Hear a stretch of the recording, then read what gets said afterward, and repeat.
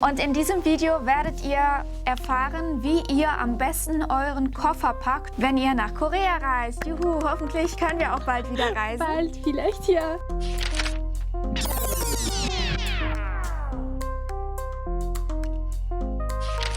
Hallo und herzlich willkommen zu einem neuen Video von uns. Wir sind Hallo und Anna, endlich mal wieder zusammen. Falls ihr noch nicht das Video gesehen habt, wie ihr euch auf die Reise vorbereiten solltet, also 22 Dinge, die man machen sollte, bevor man nach Korea reist, bitte schaut euch das an. Ich verlinke euch das hier oder hier oben irgendwo in der Ecke.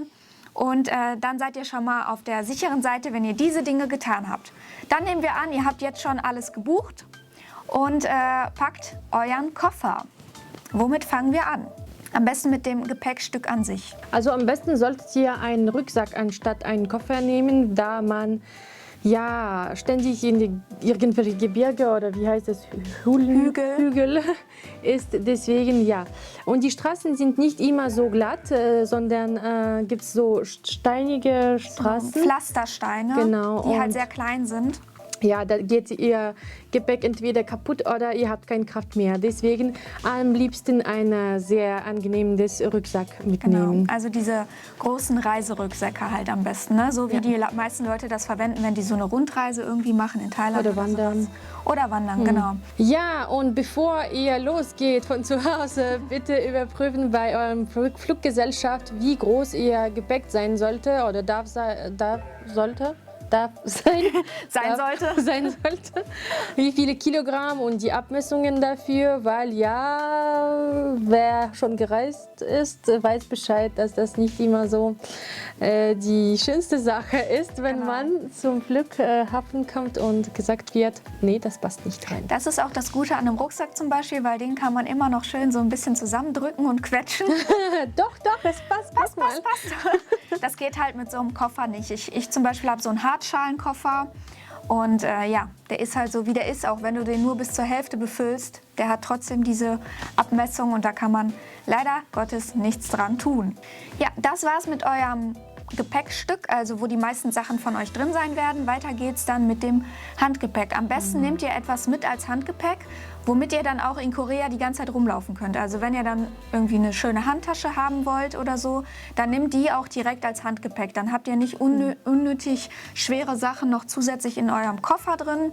Das nimmt euch einfach viel zu viel Platz weg. Und dabei ist halt wichtig, dass da zum Beispiel auch so ein kleiner Reißverschluss ist, also auf jeden Fall etwas, was zugeht, was auf der Innenseite ist, also was ihr am Körper tragt, wo dann alle wichtigen Dokumente reinkommen. Korea ist zwar wirklich ein sehr sicheres Land, ja, dachte ich auch. Es wird da niemand irgendwas klauen, aber an den Flughäfen kann das schon mal vorkommen und das kann sogar in Deutschland am Flughafen passieren. Ja, also in Deutschland stelle ich mir das mehr vor. Genau, und da muss man echt, damit man auf der sicheren Seite ist, ein bisschen aufpassen. Falls ihr wissen wollt, welche Dokumente wichtig sind, welche ihr braucht, auch bitte wieder das Video schauen, 22 Dinge, die ich machen muss, bevor ich nach Korea fliege. Ja, dann geht es darum, was muss eigentlich in mein Gepäck rein? Fangen wir an am besten einmal mit dem Handgepäck. Was muss ins Handgepäck rein? Anastasia hat gesagt, alles, was ich aufgezählt habe, würde sie niemals mitnehmen. Also zumindest das mit Kosmetik, also ja, gar nichts, wirklich. Wir haben jetzt einfach mal alles aufgelistet. Ihr könnt ja am Ende gucken, was für euch da das Wichtigste wäre und euch dann für die Sachen entscheiden. Also schon erstmal kommt das Desinfektionsmittel, aber ja, gerade haben wir das alle. Deswegen vergiss es einfach nicht. Genau. Ja, von der Kosmetik, was Anna mitnehmen würde und ich wirklich nicht, das wäre schon mal eine feuchtigkeitsspendende Gesichtsmaske, dann ein SPF-Schutz, Vaseline für die Lippen, die große Lippen haben, verstehen das vielleicht, ich verstehe das nicht. Ein Nasenspray, weil man sagt, dass die Nase trocken wird. Dann kann man nicht richtig atmen. Ja, wenn man so eine lange Strecke macht. Dann vergisst bitte nicht eure Handcreme, für die das benutzen. Ich benutze das nie oder fast nie, deswegen ja. Eine Schlafmaske. Alle schlafen ja im Flugzeug, damit die Zeit ein bisschen schneller geht. Eine Zahnbürste mit Zahnpasta. Ja, wenn ihr einen billigen Flug bucht, dann wird ihr leider keine Zahnpasten mit Zahnbürste haben und das braucht man. Ja, das würde ich nehmen. Das ist die Sache, die ich nehmen würde. Und dann auch die Ohrstöpsel. Stöpsel. ein Wort, den ich jetzt gelernt habe. Dazu muss man aber auch sagen, das muss alles in kleinen Größen sein, weil man muss das ja alles in so einen verschließbaren Plastikbeutel Ach ja, stimmt. reintun, Oh. weil ihr könnt sonst keine Flüssigkeiten mitnehmen ins Flugzeug und das darf auch nicht mehr als, ich glaube, 1 Liter insgesamt sein. Also nehmt eure teuren Parfüm nicht mit.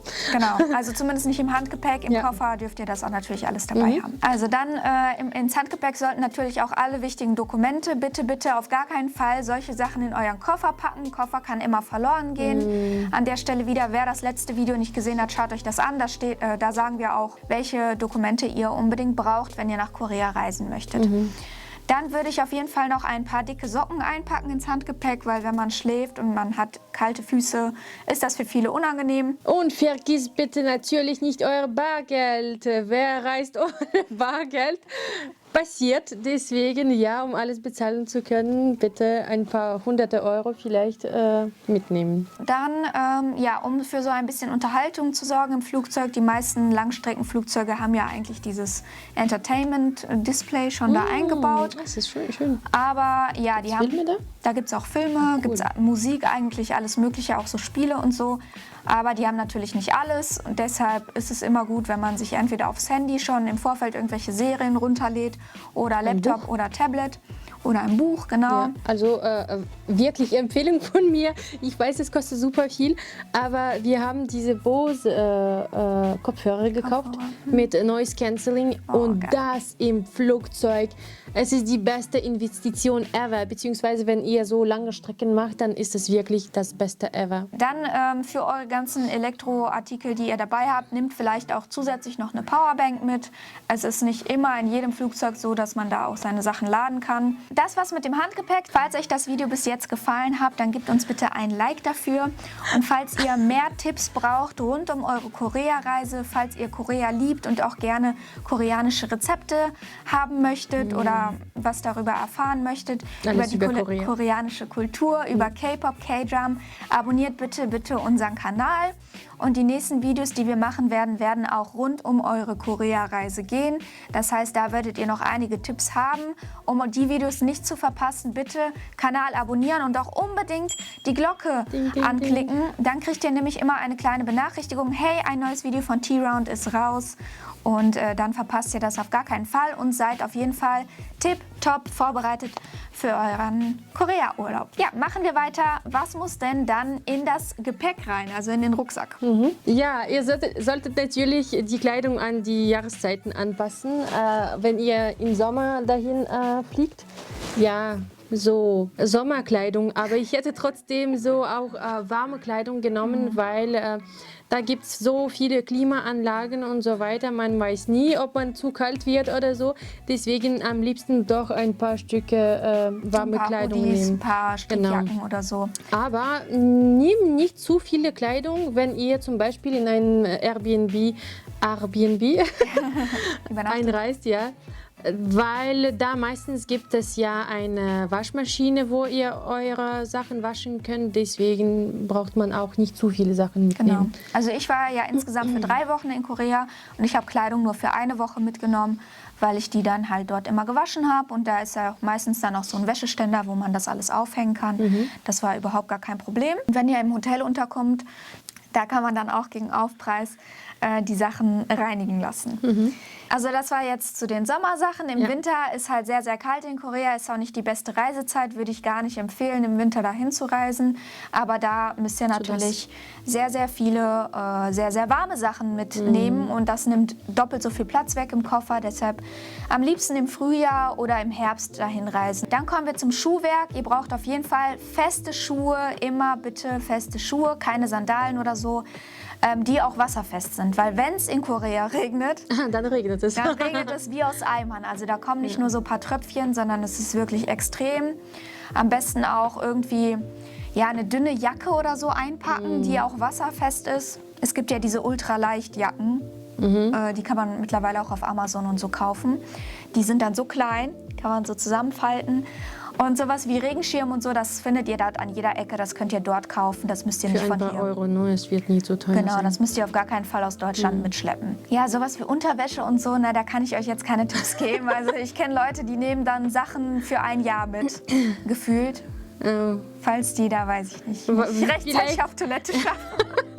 Genau, ansonsten halt für Korea würde ich auch immer empfehlen, wenn ihr dann im Herbst oder so reist, nimmt am besten so Baumwollsachen mit, ne? Also atmungsaktive Sachen, nicht irgendwelche, keine Synthetik, weil ja, es ist halt trotzdem warm. Es ist zwar jetzt nicht die Hitze wie im Sommer, aber trotzdem so 25 bis 30 Grad teilweise. Das ist schon zu warm für mich. Deshalb, ja, nehmt so Baumwollsachen mit, das ist immer am besten. Und da habt ihr auch keine Probleme, die dann da zu waschen. Und die trocknen ja auch relativ schnell. Vergiss bitte nicht den die Kopfbedeckungen, also eine Kappe oder sowas, weil die Sonne ist ja stark manchmal.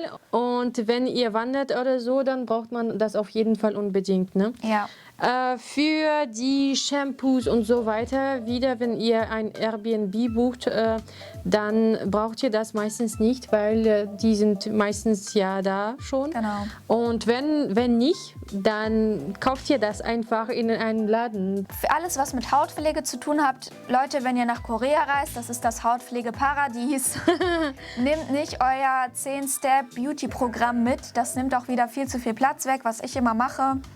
Ja, ich bin ein Sparfuchs. Ja, ich weiß, ist für manche komisch. Ich gehe wirklich immer in so Parfümerien oder halt in die Apotheke und ich frage dort immer nach so Pröbchen von Kosmetikmarken, die ich halt schon benutze oder die ich gut finde. Und diese Pröbchen nehme ich dann halt mit. Das reicht dann so für 2 oder 3 Tage. Und dann gehe ich dort wirklich Hardcore Beauty shoppen. So richtig Hardcore. Ich nehme alles mit nach Deutschland. Genau. Deshalb solltet ihr natürlich im Vorfeld euren Koffer auch so packen, dass ihr genügend Platz habt für die ganzen Sachen, die ihr dort kauft. Deshalb am besten wirklich nur so für 3, 4 Tage Kleidung mitnehmen und dort halt dann waschen. Och, ihr werdet auf jeden Fall auch Kleidung da kaufen. Deswegen ehrlich, 2, 3 Stücke und dann der Rest kauft man in Korea. Genau, also dann müsst ihr halt gucken, wieder, wenn ihr da viel geshoppt habt, dass ihr dann nicht die Kilo... Ich lache, weil ich hätte es gemacht. Ich hätte nach Korea ohne nichts gekommen, wäre. Und zurück mit 10 Koffern. Genau. Ja, also guckt am besten vorher bei eurer Fluggesellschaft, wie viel Freigepäck ihr da habt, also wie viel Kilogramm.